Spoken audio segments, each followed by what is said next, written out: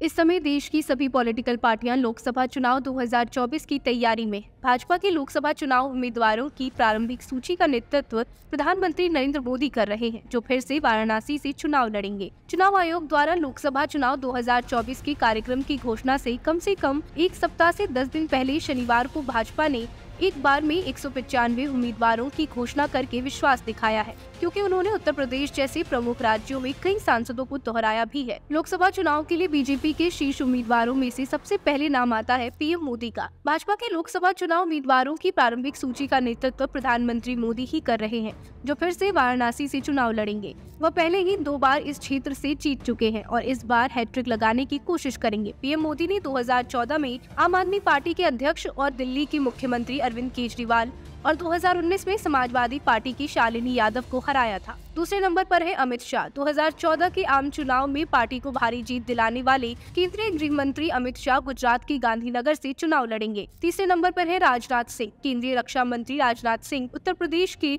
लखनऊ से चुनाव लड़ेंगे। चौथे नंबर पर है स्मृति ईरानी। केंद्रीय महिला एवं बाल विकास मंत्री स्मृति ईरानी उत्तर प्रदेश के अमेठी से चुनाव लड़ेंगी, जहां उन्होंने 2019 में वरिष्ठ कांग्रेस नेता राहुल गांधी को हराया था। पांचवें नंबर पर है ज्योतिरादित्य सिंधिया। राज्यसभा सांसद सिंधिया मध्य प्रदेश के गुना से चुनाव लड़ेंगे। यह सीट 2002 से 2019 में बीजेपी उम्मीदवार कृष्णपाल सिंह यादव से हारने तक उनके पास थी। छठे नंबर पर है शिवराज सिंह चौहान। पिछले साल भाजपा की शानदार जीत के बावजूद मध्य प्रदेश के मुख्यमंत्री नियुक्त नहीं किए गए शिवराज सिंह चौहान एक राष्ट्रीय पद की ओर बढ़ रहे हैं, क्योंकि वह विदिशा से लोकसभा चुनाव लड़ेंगे। सातवें नंबर पर है किरेन रिजिजू। केंद्रीय पृथ्वी विज्ञान मंत्री किरेन रिजिजू अरुणाचल पश्चिम से चुनाव लड़ेंगे। 2019 में भाजपा के दूसरे कार्यकाल के लिए सत्ता संभालने के बाद से रिजिजू ने कानून और युवा मामलों सहित कई महत्वपूर्ण मंत्रालयों का नेतृत्व किया है। 8वें नंबर पर है हेमा मालिनी। हेमा मालिनी को मथुरा से फिर से मैदान में उतारा गया है। 2014 और 19 के चुनावों में महान बॉलीवुड अभिनेत्री ने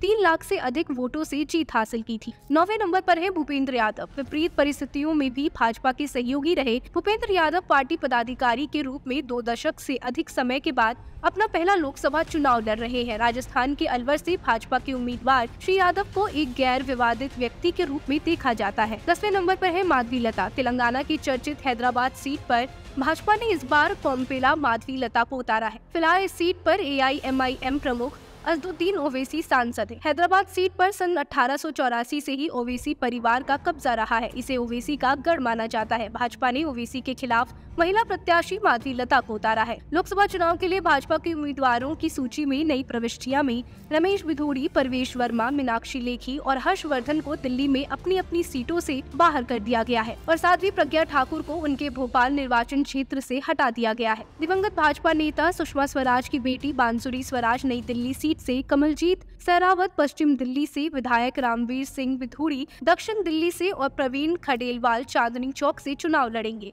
जबकि मनोज तिवारी फिर से उत्तर पूर्वी दिल्ली निर्वाचन क्षेत्र के लिए चुने गए हैं। 2024 लोकसभा चुनाव के लिए पीएम मोदी ने चुनाव में बीजेपी के लिए अपने दम पर कम से कम 370 सीटें जीतने का लक्ष्य बनाया है। साथ ही एनडीए के लिए 400 से ज्यादा सीटें जीतने का लक्ष्य रखा गया है। 2019 में पार्टी ने 195 में से 193 सीटें अपने दम पर लड़ी। इसके अलावा 2 सीटें सहयोगियों के लिए छोड़ दी गई थी। अब देखना होगा आने वाले लोकसभा चुनाव में पार्टी का ये निर्णय कितना सफल साबित होता है। Bureau report 1 minute news.